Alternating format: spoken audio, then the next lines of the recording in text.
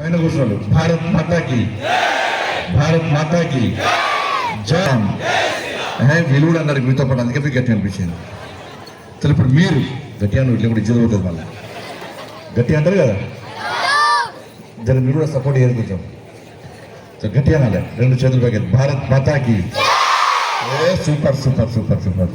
జై శ్రీరామ్, జై శ్రీరామ్. ఇది వాళ్ళ చెవులు మొత్తం అవు గెలగల విషయం వాళ్ళకి. అందుకే నాట్యం బాగుందా? బాగలేదు కదా? నువ్వు వస్తానంటే నేను వద్దంటానా, లేచిపోదామా, ప్రేమించుకుందాం రా, పోదాం రా, అది బాగుంటుంది కదా. నేను స్కూల్లోకి పోయినా, ఒక స్కూల్లోకి వెళ్ళినాను. ఒక స్కూల్లోకి పోతే దానికంటే ముందు ఇట్లా మాట్లాడకంటే ముందు ఒక నాట్యం చేసిన ఒక అమ్మాయి. నాట్యం చేసి భరతనాట్యం ఇప్పుడు అమ్మాయి చేసినట్టు సూపర్ బ్రహ్మాండమైన భరతనాట్యం చేసింది. చేసిన వాళ్ళు స్టేజ్ దిగి పక్కన నిలబడేది పోయి. నెక్స్ట్ ఇంకో ఇతర అమ్మాయి అబ్బాయి వచ్చారు. ఇక చూడు డాన్స్ డాన్స్, అది నాట్యము, ఇది డాన్స్. ఈ డాన్స్ చేస్తుంటే డాన్స్ అయిపోయిన పాప ఎవరు చప్పలు కొట్టలే, కొంతమంది చప్పలు కొట్టారు. వీళ్ళకేమో ఫుల్ హీరో చప్పలు కొట్టారు. కొన్ని అమ్మాయిని చూసిన, అదే అమ్మాయి దీనం ఉంటున్నది. సరే అని చెప్పి ఈ డాన్స్ అయిపోయాక అమ్మాయిని పిలిచిన, స్టేజ్ పిలిచిన, నేను మైక్ తీసుకున్నాను. నువ్వు ఎందుకమ్మా దీనంగా ఉన్నావంటే, సరే నేను నాట్యం చేస్తాను చప్పలు కొట్టలే, ఆ డాన్స్ చేస్తే చప్పలు కొట్టేవాడు. సరే నువ్వు నిల్చొని అడిగిన అందరినీ, మీకు ఈ నాట్యం నచ్చిందా, ఆ డాన్స్ నచ్చిందా అన్నారు. ఈ నాట్యం నచ్చినట్టు వాళ్ళ, ఈ నాట్యం అర్థమైందా, ఆ డాన్స్ పాట అర్థమైందంటే, ఆ డాన్స్ పాట ఏదో సార్ అంటున్నారు. మరి చప్పట్లు ఎందుకు కొట్టారంటే, ముంగట ఇద్దరు కొట్టే వాటి ఎక్కువ మేము కొట్టినాము అంటున్నారు. అందుకే శిశుమందిరాలు, అందుకే శిశుమందిరాలు. ఇవాళ మనం చూసాక బతుకమ్మ చూస్తాం కదా, బతుకమ్మ దసరా ఆటోళ్ళం, బతుకమ్మలో ఇప్పుడు బతుకమ్మనే. బతుకమ్మ నాట్యం, అది గౌరవం తయారు చేసినప్పుడు ఏం చేస్తారంటే, మా అమ్మ ఏం చేస్తున్నట్టే గౌరవం తయారు చేసి బతుకమ్మ మొత్తం అందంగా అమ్మవార్లకి తయారు చేసి గౌరమ్మలకు ప్లేట్లో పట్టుకొని బతుకమ్మ బరుగుంటుంది కాబట్టి మా నాన్నగారు మోసుకపోయి ఆ బతుకమ్మ నాట్యం ఆడితో టేస్ట్ పెడుతుండే. దాని మీద ముత్తైదు పోయి గౌరవం పెట్టి చుట్టూ గౌరవం తలుచుకుంటూ తోచుకుంటూ ఇలా బతుకమ్మ ఆడేటోళ్ళం. బతుకమ్మ ఆడుతున్నాం ఇప్పుడు, డిస్కో డాన్స్. బతుకమ్మ ఆడమంటే స్టేజ్ మీద డిస్కో డాన్స్లే. నీట్గా బతుకమ్మ ఆడతాను ఆడాలే, వేస్ట్ డిస్కో డాన్స్ సూపర్ అంటాడు. అంటే ఈ కల్చర్ కాపాడడం కోసమే అప్పుడు అమ్మాయి చెప్పింది, మర్చిపోయిన అమ్మాయి చెప్పింది, మనం ఎందుకు బాధపడుతున్నాం సార్, ఇంతకుముందు చెప్పిన స్కూల్ అమ్మాయి, నేను 6th వరకు శిశువులు చదువుకున్నాను సార్. మరి మా స్కూల్లో మా ఉపాధ్యాయులు ఏం చేశారు, మాకు మా ఆచార్య మా ఉపాధ్యాయులు ఏం చేశారు, భరతనాట్యం చెప్తే వీళ్ళేమో డిస్కో డాన్స్ నేర్పబట్టే. మనకి ఏ గొప్ప, నాకు భరతనాట్యమే గొప్ప సార్, మా ఆచార్య చెప్పారు భరతనాట్యం తప్ప వేరే నాట్యాలు చేయకండి, డిస్కో డాన్సులు చేయొద్దు, మీరంతా అమ్మవారి స్వరూపులు, అందుకే భరతనాట్యం చేస్తున్నా సార్. మైకులో చెప్తే మిగతా స్టూడెంట్స్ అందరూ చప్పలు కొట్టి, అబ్బా మేము ఎందుకు శిశుమందులు చదువుకోలేకపోతే రా అని బాధపడ్డారు. శిశుమందులో చదువుకునే అవకాశం అందరికీ రాదు. నేనైతే అదృష్టవంతులు, మీరు అదృష్టవంతులు అందరూ కూడా. ఎందుకంటే నేను కూడా అదే శిశుమందులు చదువుకోను. నేను వీళ్ళకైనా కింద కూర్చున్నా, వ్యక్తికి ఇది వాడుకొని, ఉదయం శాఖకు పోయటోని, వ్యక్తికి ఇది వాడుకొని, మన గుడికి పోయటోళ్ళం, ఉపన్యాసం ఇచ్చోళ్ళం, అన్ని రకాలుగా ఘోష్, నాకు ఆనకొచ్చు, శంఖవచ్చు, వీణ అన్నీ వచ్చినట్టు. నేను ఘోష్ ప్రభుకి నేనే, శిశుమందులో వ్యక్తికి నేనే వాడతా, సాంఘిక గీత్ ప్రముఖ నేనే, ఉపన్యాసాల్లో ఫస్ట్ ప్రైజ్ నాకే. అక్కడ కూర్చున్న బండి సంజయ్ ఏమైపోయాడు, ఏమైంది ఇప్పుడు ఎంపీ ఆయన, కేంద్ర మంత్రి ఆయన. కానీ మీరు అందరూ కూడా కేంద్ర మంత్రులు కావచ్చు, ఎంపీలు కావచ్చు. అవుతారా కదా, అవుతారా పక్క సంతోషం కావచ్చు. అందుకే మంచిగా అయిపోవాలి. ఎందుకంటే స్కూల్స్ చూస్తున్నాం మనం, రిజల్ట్స్ రాగానే ఒకటి ఒకటి ఒకటి రెండు రెండు రెండు మూడు మూడు మూడు సర్ఫ్ లెక్కనే, సర్ఫ్ అంటే సార్ ఒకటి ఒకటి రెండు రెండు మూడు మూడు మూడు మూడు అవే మనకు అవసరం. అది చదువు ర్యాంకుల కోసం కాదు, శిశుమందిరాలు పాఠాలు విద్యార్థులు తయారు చేసింది ర్యాంకుల కోసం కాదు. చదువుకున్న చదువు సమాజానికి ఉపయోగపడాలి, దేశానికి ఉపయోగపడాలి. కాబట్టి మీరు కలెక్టర్ అయిన ఇంతకుముందు సుధాకర్ గారు పెద్దలు చెప్పారు, మాకందరూ గురువారు. సుధాకర్ గారి ముందు మాట్లాడితే భయపడతాం మేము కూడా. సుధాకర్ గారి అంటే భయం. ఇవాళ సుధాకర్ గారి యొక్క కృషి వల్ల ఈ మొత్తం ఈ దక్షిణ ప్రాంతం అంతా కూడా శిశుమందిరాలు అన్నీ కూడా ఇవాళ పునర్వైభవ స్థితికి వచ్చినాయి. వాళ్ళన్నీ కూడా వాళ్ళు కష్టపడి వాళ్ళు మంచి చెప్తారు, చెడు చెప్తారు, రెండు చెప్తారు. చెప్తే ఇంటే మంచి చెప్తారు, ఇలా కూడా గట్టి చెప్తారు. వాళ్ళు అందుకే వారి ఆదేశాలందరూ సీసామేస్తాం పక్కన. ఎందుకంటే మనకు ప్రచారకులు వారు ఒరే స్వార్థం కోసం కాదు. మన శిశు మందిరాలు లేకుంటే సమాజం మొత్తం పూర్తి నిర్వీర్యమైపోతుంది. కానీ దురదృష్టవశాత్తు మొన్న రోజు శిశు మందిరాలను ప్రోత్సహించే పరిస్థితి లేదు. ఎందుకంటే నిజంగా వారు చెప్పారు, ఒక్క మదర్సాకు ఒక మామూలు ఏం చేస్తున్నారంటే హైదరాబాద్ లో మదర్సా ఉంటే, దుర్గంలో మదర్సా, సిద్దిపేటలో మదర్సా ఉంటే ఇక్కడి నుంచి కరీంనగర్ నుంచి ప్రారంభమైన ప్రతి ముస్లిం పోయి ఆ మదర్సాకు రూపాయి, 10 రూపాయలు, 100 రూపాయలు ఇచ్చేస్తారట పోయి. కానీ మదర్సాలు ఎవరు తయారు చేస్తున్నాయి?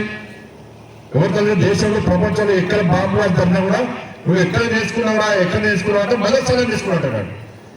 అమెరికాలో బాంబు వేల్చినా, ముంబైలో బాంబు వేల్చినా, లండన్ లో బాంబు వేసినా నువ్వు ఎక్కడ శిక్షణ పొందినావు అంటే ఫలానా మదర్సాలో శిక్షణ పొందినట్టాడు. కానీ మదర్సాలకు ప్రభుత్వం ఏం చేస్తుంది? కొత్త కొత్త టెక్నాలజీ నేర్చుకోవడానికి కంప్యూటర్ ఇస్తుంది. దాని బాంబులు పేల్చడానికి శిక్షణ ఇచ్చే ఉపాధ్యాయులకు జీతాలు ఇస్తుంది. దాని చదువుకునే పిల్లలకు స్కాలర్షిప్ ఇస్తుంది. చీపిరి పుల్లతోని AK-47 లాంటి ఆయుధాలను తయారు చేసినంత శిక్షణ వాళ్ళు మదర్సాలలో ఇస్తున్నారు. వాళ్ళు కానీ మదర్సాలకు గొప్ప సంస్థలు. కానీ జమ్మికుంటలో శిశు మందిరాలు ఆవాస విద్యాలయం ఉన్నది, ఆవాస విద్యాలయం ఉన్నది. ఇలా ఎంతమందికి వచ్చి ఇలా ఆవాస విద్యాలయం సహకరిస్తున్నారు. ఇక ఆవాసం సహకరిస్తున్న పేరు వస్తారా? అదే ఉంటుంటారు పోతామని. ఏం కోసం ఏం నేను అనుకున్నా. మా చైర్మన్ సార్ నన్ను అడిగిండు, ఎందుకంటే బండి సంజయ్ గారు సహకరించాలని నేను పక్క సార్ నేను అనుకున్నాడు. మా చైర్మన్ సార్ బైక్ తీసుకోగానే అరే ఇంతమంది పాఠశాల ఉన్నది, మా మున్సిపల్ నుంచి పూర్తి నిధులు దీనికే వెళ్తారని నేను అనుకున్నాను. నేను పెద్ద మంచోడే గట్టిగా చెప్పడం ఉంటుంది పక్క వెళ్తారు. నేను మున్సిపల్ చైర్మన్ కలిసి ఈ పాఠశాల అభివృద్ధి చేస్తాను. మాకు ఏం లేదు, ఇద్దరు నుంచి అభివృద్ధి చేస్తాం పక్క. ఇటువంటి పాఠశాలను ప్రోత్సహించాలి. వాళ్ళు శిశు మందిరాల పరిస్థితి ఏంది? ఒక్క బిల్డింగ్ కట్టాలంటే గవర్నమెంట్ ఫండ్స్ రావు. పెద్ద పెద్దలు ఎవరు పైసలు లేరు. కేవలం ఏం చేయాలి? ఈ ధర్మం పట్ల, ఈ సమాజం పట్ల, మన భావాజాలం ఉండి ధర్మం పట్ల, ఈ సమాజం పట్ల ఎంతో కొంత అవగాహన ఉండి మంచి ఆలోచన ఉండడం మాత్రమే వాళ్ళ దాతలను చూసుకొని ఈ శిశు మందిరాలను ఈ నడిపే పరిస్థితి ఇవాళ వచ్చింది. వాళ్ళు ఒక్క పైసలు అందరూ బతాడే పరిస్థితి వచ్చింది వాళ్ళు. బట్ ముందుగా ఇప్పుడు పూర్వ విద్యార్థులు, చాలా మంది పూర్వ విద్యార్థులు ఇక్కడ ఈ పాఠశాల చదువుకున్న పూర్వ విద్యార్థులు కూడా వేరే విదేశాల్లో స్థిరపడ్డారు. డాక్టర్ లేరు, కలెక్టర్ లేరు, ఇంజనీర్ లేరు, IPS ఆఫీసర్ లేరు, సాఫ్ట్వేర్ ఇంజనీర్ లేరు, పెద్ద పెద్ద స్థాయిలో ఉన్నారు. కాబట్టి వాళ్ళు కూడా మనకు సహకరిస్తున్నారు.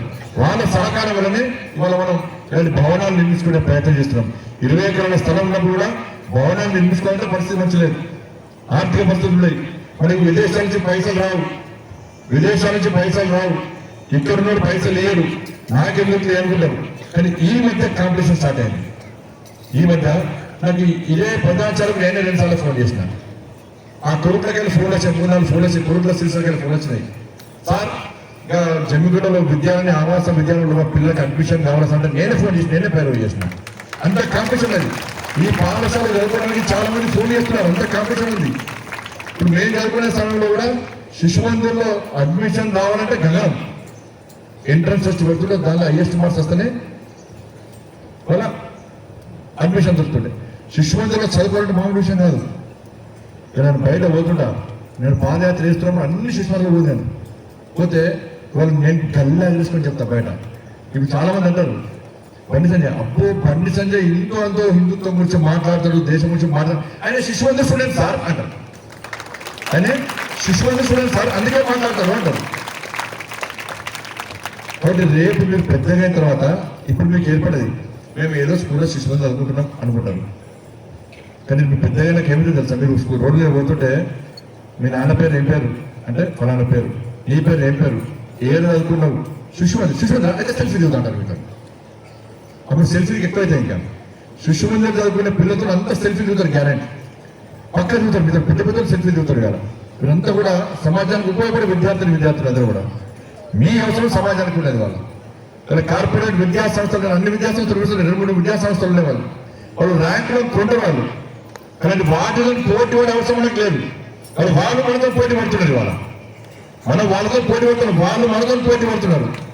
మన చదువు వేరు, మన సంస్కారం వేరు, మన సభ్యత వేరు, మన సనాతన ధర్మం, సంస్కృతి, సాంప్రదాయాలను మనం కాపాడుకునే ప్రయత్నం చేస్తున్నాం. అటువంటి విద్యార్థులను తయారు చేస్తున్నాం. శిశువులో చదువుకునే ప్రతి విద్యార్థి ఎంతో కొంత నిత్య జీవితంలో ఈ దేశం కోసం, ఈ ధర్మం కోసం, ఈ సనాతన ధర్మం కోసం, మన సంస్కృతి సాంప్రదాయం కాపాడడం కోసం ఎంతో కొంత ఉపయోగపడాలి. పూర్తి జీవితం ఉపయోగపడకుండా కూడా ఎంతో కొంత ఉపయోగపడాలి. అటువంటి వ్యక్తులను తయారు చేసినటువంటి అటువంటి సమాజం నిర్మాణం చేయడం కోసం మాత్రమే శిశు మందిరాలు పనిచేస్తున్న విషయాన్ని మనం గుర్తుంచుకోవాలి. దానికోసమే శిశు మందిరాలు ఇవ్వాలి. ఇలా కార్పొరేట్ స్కూల్ ఏమవుతుంది, స్కూల్లో పోయి ర్యాంక్ రావాలంటే పోయి పొద్దున పోయి కాలేజీలో అడ్మిషన్ తీసుకుంటే మళ్ళీ ఫీజులో ఈ సమాజంలో ఈ పేరెంట్స్లో కూడా మార్పు జరగాలి, నిజంగా జరగాలి. ఇక శిశు మందిరాలు తక్కువ ఫీజు శిశు మందిరాలు, కానీ మంచి ఆలోచన స్టూడెంట్స్ కూడా శిశు మందిరాలకు వస్తున్నారు.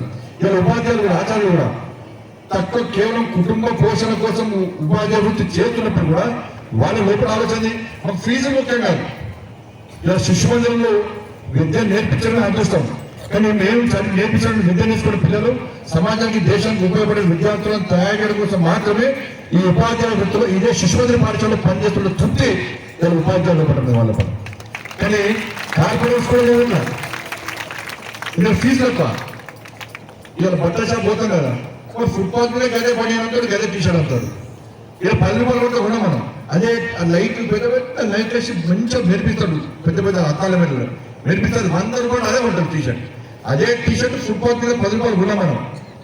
వాళ్ళు జండు బామ్ వస్తుంది కదా, ఆ ధన్వంతరి ఆయుర్వేద కరీంనగర్లో ఒక క్రీమ్, ఫేస్ క్రీమ్ అని చెప్పి నాకు పోతే మన శిశుమందిర స్టూడెంట్ ఏమైందా అంటే ఓ ఫేస్ క్రీమ్ అమ్ముతున్నాడు ఆయన. ఈ ఫేస్ క్రీమ్ ఎంత అంటే అసలు రేట్ ఎంత అంటే అది 18 రూపాయలు. 18 రూపాయలు ఫేస్ క్రీమ్, దాని మీద మేడ్ ఇన్ ఇండియా. ఎవరు ఉంటుంది అంటే ఎవరు ఉండరు. దాన్ని ఏం చేసాడు, ఈ 118 రూపాయలు చేసిండు, పక్కన సున్నా పెట్టండి. ఎంతైంది 180 ఫుల్ పోతున్నాయి. అదే క్రీము, అదే డబ్బులు, అదే బాటిల్ ఉన్నది అక్కడ తయారు చేసిందే, కానీ 18 రూపాయలు ఉండలేదు, 180 రూపాయలకి వెళ్ళట్లేదు. మార్పు ఎవరు కూడా వచ్చింది, మంచి మైండ్ సెట్ మార్చుకోవాలి. ఇలా కార్పొరేట్ విద్యా సంస్థలో ఒక సంవత్సరానికి 3 లక్షల రూపాయలు కడతారు. ఇలా కూలీగా వేసుకొని, ఇలా పుస్తకాలు అమ్ముకొని, కుదబెట్టి బంగారం కుదబెట్టుకొని అప్పులు చేసి, అబ్బా మా కూడా స్కూల్ చదువుతున్నా, కాలేజ్ చదువుతున్నాను, ఏమంటే చదివాడు కలెక్టర్ అయినా ఉపయోగం లేదు, డాక్టర్ అయినా ఉపయోగం లేదు, సాఫ్ట్వేర్ ఇంజనీర్ అయినా ఉపయోగం లేదు. ఎందుకంటే 3 లక్షల ఖర్చు పెట్టి అలా చదివించాడు. కాబట్టి ఎక్కువ డబ్బులు సంపాదించుకోవాలి నేను, చాలా డబ్బులు సంపాదించుకోవాలి నేను. రేపు నా పుట్టగా పిల్లలు కూడా పెద్ద పెద్ద కాలేజీలో చదివాలని ఆలోచన ఉంటుంది. కానీ శిశు మందిరంలో పనిచేసే చదువుకున్న పిల్లలకు అబ్బా నేను చదువుకున్న తృప్తున్నది, నా లెక్కన పిల్లలు శిశు మందిరం పంపించుకోవాలి. ధర్మం కోసం, దేశం కోసం పనిచేసే విద్యార్థి సమాజం నిర్వహణ కోసం మేము కూడా దీన్ని భాగస్వామ్యం భావించాలి. కాబట్టి ఆ స్కూళ్ళలో పేరెంట్స్ అందరూ కూడా అదే స్కూల్లో ఉంటారు. కాలేజీలో కార్పొరేట్ విద్యాసంస్థ 3 లక్షల ఫీజు చాలా బాగా చెప్తారట. ఏం చెప్పారు, పొద్దున పోతారు, ఆ రూమ్లో నూకిండ్రంటే సాయంత్రం 8 గంటలకు బయటకు వస్తారు పిల్లలు, 8 గంటలకు బయటకు వస్తారు. అందుకే ఆత్మహత్య చేసుకుంటారు. ఆడ 8 గంటలకు బయటకు వస్తారు. రిజల్ట్స్ వస్తాయా కొంటారంటే, రిజల్ట్స్ వస్తాయంటే కొంటారు రిజల్ట్స్. నేను కరీంనగర్లో గీతామాన్ వేరే సార్, గీతామాన్ స్వీట్ హౌస్ వెళ్ళాను. పోయి స్వీట్ కొట్టుకుంటే నాకన్నా ముందు ఒక పాఠశాల, కార్పొరేట్ పాఠశాలకు సంబంధించి ఒక పీటీ సార్ వచ్చాడు. ఆ పీటీ సార్ నాతో మాట్లాడి ఎడొచ్చావా అని నేను అన్నాను.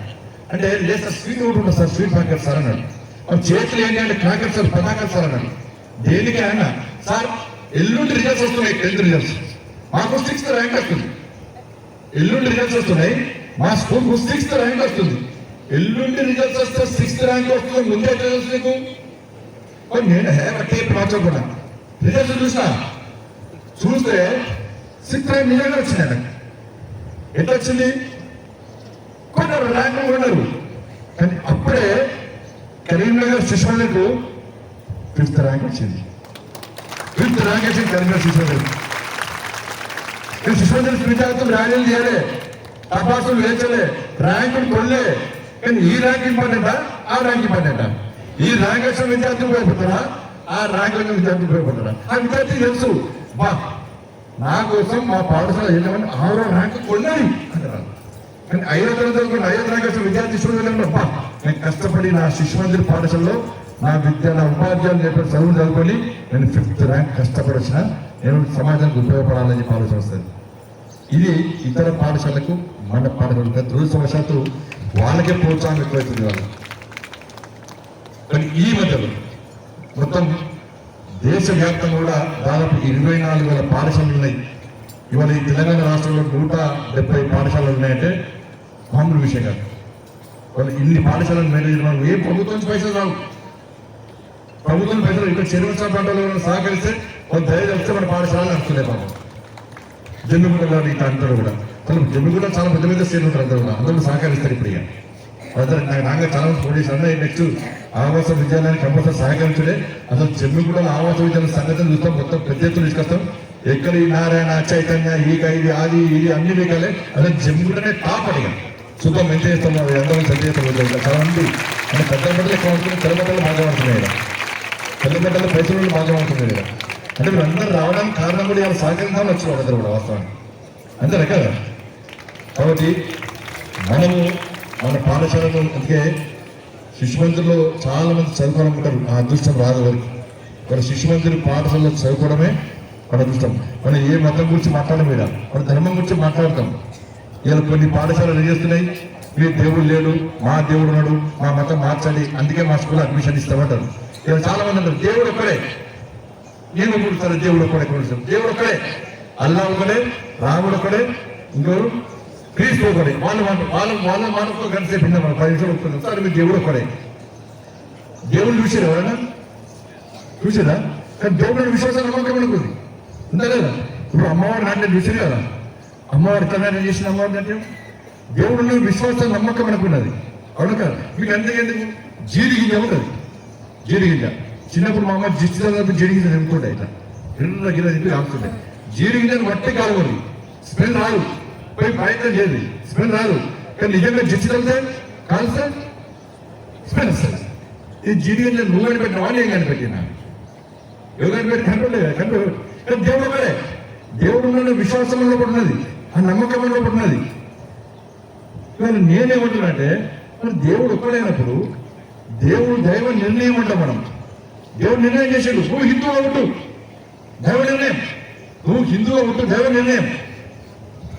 మరి దేవుడు నిర్ణయం తీసుకుంటే దైవ నిర్ణయం జరిగిన తర్వాత హిందువుగా గుర్తు అన్న తర్వాత కొంతమంది ఏం చేస్తారు, నీ కళ్ళు పోతే కళ్ళు ఇస్తా, కాళ్ళు పోతే కాలు ఇస్తా, గుండె పోతే గుండె ఇస్తా, ఇంకెవరు అన్ని ఇస్తా, నా దగ్గర రా అని కొంతమంది చెప్తారు. అప్పుడు ఏమంటారు, అరే మీ దేవుడు లేడు, మా దేవుడు ఉన్నాడని చెప్పి కొంతమంది చెప్తా ఉంటారు. కాబట్టి ఇవాళ ఈ హిందూ మతం హిందూ ధర్మంలో పుట్టిన తర్వాత ఈ మతం మార్చుకొని వేరే మతాన్ని స్వీకరిస్తాం. మనం వేరే మతాన్ని స్వీకరిస్తాం. దేవుడు ఒకడే కదా. ఈ మతంలో పుట్టాలని చెప్పి దేవుడు నిర్ణయించుకోడు. నువ్వు హిందువు పుట్టని నన్ను చెప్పింది దేవుడు. నేను హిందువు పుట్టా, దైవ నిర్ణయాన్ని సవయిస్తా. ఇది కాదని నేను పోయి వేరే మతాన్ని స్వీకరిస్తా. దేవుడు ఒకడే కదా. అప్పుడు వాళ్ళ దేవుడు ఏమనుకుంటాడు, అబ్బా బండి సంజయ్ డేంజర్ రా, వాళ్ళు గెలిచారా, ఈయన దైవ నిర్ణయం. వాళ్ళ దేవుడు ఏం చేసాడు, హిందువు పుట్టని చెప్పి నేను నిర్ణయించిన వాళ్ళ దేవుడిని మోసం చేసి మోసం చేసి ఏం తెచ్చిండు, మళ్ళీ నాన్న తెచ్చిండు. రేపు నన్ను మోసం చేసి ఇంకో జరుగుతాడు. కాబట్టి బండి సంజయ్ కోరిక తీసుకోవడం కదా అవుట్ అంటాడు అంటే కదా. కాబట్టి దైవ నిర్ణయాన్ని అందరూ శిక్షించాలి. ఒక మతంలో పుట్టాలని చెప్పి హిందూ ధర్మంలో పుట్టాలని చెప్పి దైవ నిర్ణయం జరిగిన తర్వాత ఈ హిందూ దేవుని మోసం చేసి ఇంకో దేవుడు జరిగితే ఆ దేవుడు క్షమించాడు. మన మోసం ఆ దేవుడు గుర్తిస్తాడు. కాబట్టి మత మార్పులు చేసామని ఆలోచించాలి. నేను పోయినా మొన్న కూడా ఎగ్జాంపుల్ చెప్పిన, ఒక ఊరికి వెళ్ళాను. ఒక ఇంజనీరింగ్ విద్యార్థి నాయకు వచ్చి ఒక తండ ఆ విద్యార్థి నాయకు వచ్చి ఏం చెప్పినంటే, అన్న ఒక్కసారి మా తండాకు ఒక స్వామీజీ పిలుచుకురా అని చెప్పాడు. పంపన్నా అన్నాడు. ఎందుకు అన్న, స్వామీజీ బిజుడు ఎందుకు రావాలన్నా, నువ్వన్నా రా అన్నాడు. ఏం రావాలి, ఏం జరిగిందో చెప్పు అన్నా. అన్నా నేను మా ఊర్లో ఒక హనుమాన్ దేవాలయం కడదాం అనుకున్నాం. ఒక హనుమాన్ దేవాలయం కడదామని చెప్పి మొత్తం ముహూర్తం డిసైడ్ చేసుకున్నాం, సమావేశం అనుకున్నాం. అంత అనుకున్న తర్వాత ఇద్దరు వ్యక్తులు వచ్చి మా ఊర్లో ఉన్న ఇద్దరు యువకులకు కొన్నారు, పైసలు ఇచ్చి ఉన్నారు. తిండికో దేనికో ఇబ్బందులు. బైకులు కొనిచ్చిన వాళ్ళకి ఇద్దరు యువకులకు బైకులు కొనిచ్చి వాళ్ళకు పైసలు ఇచ్చి వాళ్ళకి కొన్నారు. కొని నేను పెట్టుకున్న టెంట్లకు వాళ్ళు వచ్చి ఇద్దరు వచ్చి నా మైకు గురించి మాట్లాడినా. ఏం మాట్లాడిన అన్న, ఇక్కడ ప్రజలందరికీ విజ్ఞప్తి, ఇలా మీ దేవుడు లేడు, మా దేవుడు ఉన్నాడు, మా దేవుడు ఉన్నాడు నిరూపిస్తే మీ హిందువులందరూ మా మతాన్ని స్వీకరించాలి, లేకుంటే నేను మీ హిందూ మతంలోకి వస్తా అని చెప్పినట్టు ఆయన చెప్పి 2 డ్రమ్ములలో నీళ్ళు తీసుకున్నాడట. 2 డ్రమ్ములు పెట్టి ఈ డ్రమ్లో ఆ డ్రమ్లో ఫుల్ వాటర్ నింపినట. నింపి ఒక చేతిలో వినాయకుడు, నేనే నిమజ్జనం అయింది, వినాయకుడు నిమజ్జనం చేస్తా కదా, ఒక చేతిలో వినాయకుడు తీసుకున్నాడట. ఇంకో చేతిలో వాళ్ళ దేవుడు తీసుకున్నాడట. ఎవరన్నా వచ్చి వేరు చూడండి అన్నాడట. ఆ ఇద్దరు విద్యార్థులు యువకులు పైసలు ఇచ్చుకున్నాడు కదా, దానికి ఒక ఆయన వచ్చినాడు. పిల్లాడు వచ్చి, ఈ పిల్లాడు మీ ఊడేనా? మా ఊడే. నేను నమ్ముతారా? మీరు నమ్ముతారనట. బాబు 2 దేవుళ్ళ బరువు చూడనట. 2 బరువు దేవుడు సమానం ఉన్నాడు సార్ అన్నారట. పైసలు చూడాడు కదా. ఇంకో పిల్లని పిలిచిరట, ఆయన కూడా ఉన్నోడే. ఆ పిల్లలు వచ్చి ఇట్లా మీ ఊడేనట. మా ఊడే సార్. 2 దేవుడు సమానం ఉన్నారా? సమానం ఉన్నారు సార్ అన్నారట. చూడండి అందరు కళ్ళు కళ్ళప్పకుండా చూడండి అని చెప్పి మన దేవుని వినాయకుని ఒక దమ్ములు వేసిండట. మన దేవుడు మునిగింది. వాళ్ళ దేవుని ఇంకో దమ్ములు వేసినట. వాళ్ళ దేవుడు దేవుడు. అప్పుడు ఇప్పుడు నేనే చూసారా, మీ దేవుడు ఎందుకు అంటున్నారు, మొత్తం మునిగిండు. చూసారా, మా దేవుడు నిగనిగలాడుతూ నీళ్ళ కళ్ళు పోతే కళ్ళిస్తాడు, కాలు పోతే కాలు ఇస్తాడు అన్న. ఇట్లా చెప్పగానే 20% పబ్లిక్ మొత్తం కన్వర్ట్ అయిపోయారని చెప్పాను. కన్వర్ట్ అయిపోయాను అని చెప్పాను. అన్న నేను ఇచ్చిన సరే తమ్ముడు, ఇప్పుడు నేను వచ్చుడో స్వామి వచ్చేందుకు నువ్వే స్వామీజీవి, నువ్వే హిందూ ధర్మ రక్షకుడు, నువ్వే ఓ మళ్ళీ మీటింగ్ పెట్టు, మళ్ళీ 10 అయ్యి మళ్ళీ మీటింగ్ పెట్టు, మళ్ళీ మైక్ తీసుకొని నేను ఎవరిని పైసలు ఇచ్చి కొనా, వాళ్ళు పైసలు ఇచ్చి కొన్నారు, నేను ఎవరిని పైసలు ఇచ్చి కొనా, నేను చెప్పిన విషయాలు మీరు నమ్మితే ఆ 10 రోజులు కూడా మళ్ళీ తిరిగి ధర్మపరిచి మళ్ళీ హిందూ ధర్మంలో రావాలి. మీరు నమ్మకుండా నేనే మాత్రం మార్చుకుంటా చెప్పి 2 డ్రమ్ములు తీసుకో, మళ్ళా 2 డ్రమ్ములలో ఫుల్ వాటర్ పోయి ఒక వడ్డ గిన్నె తీసుకో, వడ్డ తీసుకొని ఒలువు. ఒక చేతికి ఏమొస్తుంది? విత్ వస్తుంది, ఇంకో చేతికి పట్టు వస్తుంది. నువ్వు విత్తు డ్రమ్ములు ఏమవుతుంది? ముడుతుంది కూడా ముడుతుంది. పొట్టు ఇంకో డ్రమ్ములు ఏమవుతుంది? నువ్వు విత్తు తింటావా పొట్టు తింటావా? మా దేవుడు విత్తు, మీ దేవుడు పొట్టు పక్క పడేసి దేవుడు. తప్పలు ఉంటుందంటే ఎందుకు చెప్తున్నారంటే, ఉదాహరణలు చెప్పి మన ధర్మాన్ని కాపాడుకునే పరిస్థితి వచ్చిందంటే ఇంతకన్నా ముఖతం ఇంకోటి కాదు. అంటే హిందువులమే అడ్డం కొట్టు, పొడుగు కొట్టు, రౌండ్ కొట్టు, బొట్టు పెట్టుకున్నాడు హిందూ కాదు. బొట్టు పెట్టుకున్నంత మాత్రమే హిందూ కాదు. నువ్వు హిందువులో ఉంటే, హిందూ ధర్మానికి ఆపదొస్తే, హిందూ సమాజానికి ఆపదొస్తే, హిందూ దేవుని కించపరిచే ప్రయత్నం చేస్తే, ఇవాళ స్పందించి ఒక హిందువుగా స్పందించి ఎంతో కొంత స్పందించే వాళ్ళు మాత్రమే నిజమైన హిందువుగా హిందూ సమాజం గుర్తిస్తుంది. నేను చాలా పేద పొద్దు 24 గంటలు పూజ చేస్తాను. పూజ దేనికోసం చేస్తాను? నేను బాగుండాలి, నా కుటుంబం బాగుండాలి, నా వ్యాపారం బాగా జరగాలి. దేవుడు చూస్తాడు. అరే ఈయన కేవలం ఆయన కుటుంబం గురించి మాట్లాడు, ఎందుకు ఆయనకు? కానీ నేను బాగుండాలి, నా పక్కలు బాగుండాలి మొక్కోవాలి. అప్పుడు కనీసం మన కోరికలు తీర్చే ప్రయత్నం చేస్తారు. స్వార్థం ఉండదు. ఇటువంటి ఆచార వివరాలను, మన సనాతన ధర్మాన్ని, సంస్కృతి, సాంప్రదాయాలను ఇలా పెంపొందింపజేయడానికే వాళ్ళ శిశుమందిర పాఠశాలలు. ఇది వేరే స్కూల్ పోతే ఎప్పుడైనా నేను ప్రైవేట్ పాఠశాల పోతానని చెప్పిన పిలిచి పనిచేసి మధ్య పిలుస్తలేరు. ఈ పిలుస్తా మళ్ళీ గిరే హిందుత్వం అంటాడు, మళ్ళీ గిరే ధర్మం అంటాడు. అందుకని ఎవరు పిలుస్తలేదు. పోరు కూడా పోతాను నేను. ఇప్పుడు కూడా నేనేం బాధపడా. నేను పోతే పక్కా చెప్తా. ఇది చెప్పి తింటాను, నాకేం భయం లేదు. నేను పక్కా చెప్పి తింటాను. శిశుమంది స్టూడెంట్ నేను చెప్పకుండా శిశుమంది స్టూడెంటే కాదు. నేను శిశుమంది స్టూడెంట్. ఇది చెప్తానే శిశుమంది స్టూడెంట్ నేను చెప్పకుంటే కాదు. కాబట్టి విద్యార్థులను కూడా మనం శిశుమందిలో ఇవాళ మీరు కూడా గుర్తించాలి. వేరే పాఠశాలలో ఇలా శిశుమందిలో ఉదయం లేస్తే జమ్మూ కాశ్మీర్లో ఏం జరుగుతుందో చర్చ జరుగుతుంది, అస్సాంలో ఏం జరుగుతుందో చర్చ జరుగుతుంది, కాశ్మీర్లో ఏం జరుగుతుందో చర్చ జరుగుతుంది, పంజాబ్ గురించి చర్చ జరుగుతుంది. ఈ దేశంలో ఏ ఇబ్బందులు, ఏ అల్లజడి జరిగినా, ఈ దేశ వ్యతిరేక కార్యక్రమం ఏడ జరిగినా కూడా వాళ్ళ శిశుమందిలో చర్చ జరుగుతుంది. విద్యార్థులు కూడా ఆలోచన కల్పించే ప్రయత్నం చేస్తారు. కానీ వాళ్ళు దురదృష్టవశాత్తు ఏమైంది, బాబర్, అక్బర్ పాఠ్యాంశాలు ఉంటాయి అలా. కానీ ఛత్రపతి శివాజీ మహారాజ్ కానీ, వీర సావర్కర్ కానీ, సర్దార్ పటేల్ చరిత్రల పాఠ్యాంశం లేదు. ఇంకా రాబోయే రోజుల్లో ఇంకా ఘోరమైన పరిస్థితి ఉత్పన్నమయ్యే ప్రమాదం ఇవాళ సమాజంలో కూడా ఉంది. కానీ ఆ సమయంలోనే కనీసం జమ్మిగుడ్డలు రోడ్డు మీదకి వచ్చి తప్పు మాకు ఛత్రపతి శివాజీ మహారాజ్ సబ్జెక్ట్స్ కావాలి, భగత్ సింగ్ సబ్జెక్ట్ కావాలి, వీర సావర్కర్, సర్దార్ పటేల్ ఇటువంటి మహనీయుల చరిత్ర మాకు ఉండాలి తప్ప నక్సలైట్ల చరిత్ర, ఒసామా బిన్ లాడెన్ చరిత్ర, లేకుంటే బాబర్ చరిత్ర, అక్బర్ చరిత్ర ఇవన్నీ మాకు వద్దు అని చెప్పి కనీసం జమ్మిగుడ్డలు రోడ్డుకి ఆందోళన చేస్తే జమ్మిగుడ్డలు చూసి దేశం మొత్తం ఆందోళన చేయాలి, తెలంగాణ మొత్తం ఆందోళన చేయాలి. అటువంటి స్ఫూర్తి, అటువంటి ఆలోచన జమ్మిగూడలో హిందుత్వం అనేది చాలా బలపడింది. జమ్మిగూడ సమాజంలో కూడా జమ్మిగూడలో హిందుత్వం ఎక్కువ. సనాతన ధర్మం కాపాడే ప్రయత్నంలో జమ్మిగూడ వాసులు ఎక్కువ ముందుంటారు కదా, వాళ్ళు అనుమానం కదా. అయ్యప్ప పూజలో జమ్మిగూడ టాప్, అన్ని పూజలు జమ్మిగూడ టాప్, రాజకీయాలు కూడా జమ్మిగూడ టాప్ అండి. ఒకటి అది కూడా డేంజర్ మళ్ళా. కాబట్టి అందుకే శిశుమందిరంలో చదువుకునేటువంటి విద్యార్థులను ఇవాళ నిజంగా అదృష్టవంతులే. నువ్వుకే ఇస్తున్నాం ఒకటి చాలా అదృష్టవంతులు. నేను ఎప్పటికీ మా అక్క శిశుమందిర స్టూడెంట్ ఫస్ట్ బ్యాచ్, మా ఇద్దరు శిశుమందిరే, నేను శిశుమందిరే. ఇవాళ శిశుమందిరంలో ఉన్న వాళ్ళు ఎక్కడ గల్లెలు చదువుతారు, చాలా మంది బండి శిశుమందిర స్టూడెంట్ అంటారు. కాబట్టి మీరు కూడా శిశుమందిరం చదువుకోవడంతో పాటు రేపు భవిష్యత్తులో ఏం చేయాలి, మనం ఏం కావాలనుకుంటున్నాం.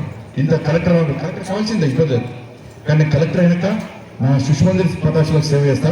నా శిశుమందిరులు నేర్చుకున్నటువంటి ఆలోచనకు అనుగుణంగా నేను సమాజం కోసం, ఈ ధర్మం కోసం, ఈ దేశం కోసం సేవ చేస్తా అని చెప్పి ఆలోచన ఉన్న వాళ్ళే రేపు భవిష్యత్తులో రాణించగలుగుతారు. కలెక్టర్ చేసి కేవలం ఉన్న సర్వీస్లో కేవలం ప్రభుత్వం ఉద్యోగం చేయడం ముఖ్యం కాదు, ఆ ఉద్యోగం ద్వారా సమాజానికి ఏం సేవ చేస్తామని ముఖ్యం. మనం కానీ ఇతర పాఠశాలలు, చాలా పాఠశాలలు కూడా వాళ్ళ మనం మంచి ఆలోచన వస్తుంది, అది ఏమి ఇబ్బంది లేదు. ప్రభుత్వ పాఠశాలలు మంచి ఆలోచన ఉన్నాయి, కానీ దురదృష్టవశాత్తు ప్రభుత్వం ఇది 20,000 టీచర్ పోస్టులు ఖాళీ ఉన్నాయి తెలంగాణ రాష్ట్రంలో. 20,000 టీచర్ పోస్టులు ఖాళీ ఉన్నాయి. ఇలా హెడ్ మాస్టర్ టీచర్తో స్కావెంజర్ డ్యూటీ చేసే పరిస్థితి వచ్చింది వాళ్ళ తెలంగాణ రాష్ట్రంలో. పాఠశాల బిల్డింగ్ ఉంటే టీచర్ లేదు, టీచర్ ఉంటే బిల్డింగ్ లేదు, టీచర్లు బిల్డింగ్ ఉంటే కనీసం వసతులు లేవు, వాళ్ళ అన్ని ఉంటే స్కావెంజర్ లేదు, ప్రమోషన్లు వాళ్ళకి ఏం లేవు. వాళ్ళు కూడా వచ్చి బయట ప్రైవేట్ చేసుకునే పరిస్థితి వచ్చింది. కాబట్టి ఇలా ఏం లేకుండా కూడా ప్రభుత్వ పాఠశాల నింపుకుంటుంటే ఏ సహకారం లేకుండా శిశువులు ఇంత ఇబ్బందులు నెలకొని కూడా తత్వం కూడా ఇలా పోటీకి వస్తున్నాయంటే ఇవాళ ఇట్లా చాలా మంది దాతల సహకారం వల్లనే, వాళ్ళందరూ మంచి ఆలోచన దాతల సహకారం వల్లనే ఇవాళ ఇటువంటి పాఠశాలలు ముందుకు వస్తున్నాయి. ఆ దాతల సహకారం వల్లనే ఇవాళ కొత్త పాఠశాల మనం హాస్టల్ నిర్మించుకున్నాం. ఇలా 41 మందితోని 1973లో ప్రారంభమైన శిశుమందిర పాఠశాల విద్యాలయాన్ని ఆవాస విద్యాలయంగా ఇనుగులో మారి 41 మందితో ప్రారంభమైన పాఠశాల ఇలా 500 మంది స్ట్రెంత్ వచ్చిందంటే మామూలు విషయం కాదు. వాళ్ళ రెసిడెన్షియల్ పాఠశాలగా మారిందంటే మామూలు విషయం కాదు. కాబట్టి ఎవరైతే సహకరించారో ఆ దాతలందరూ కూడా నిజంగా హృదయపూర్వక అభినందన తెలియజేస్తూ తప్పకుండా దాతల కుటుంబాలు వాళ్ళు అనుకున్న లక్ష్యం నెరవేరని చెప్పి ఇంకా ఇటువంటి దాతలు ముందుకు రావాల్సిందిగా అందరికీ విజ్ఞప్తి చేస్తూ తప్పకుండా నా వంతు పార్లమెంట్ సభ్యులుగా నా వంతు తప్పకుండా నా బాధ్యతగా గుర్తించి సహకరిస్తానని చెప్పి అందరికీ విజ్ఞప్తి చేస్తూ భారత్ మాతాకి జై, జై శ్రీరామ్.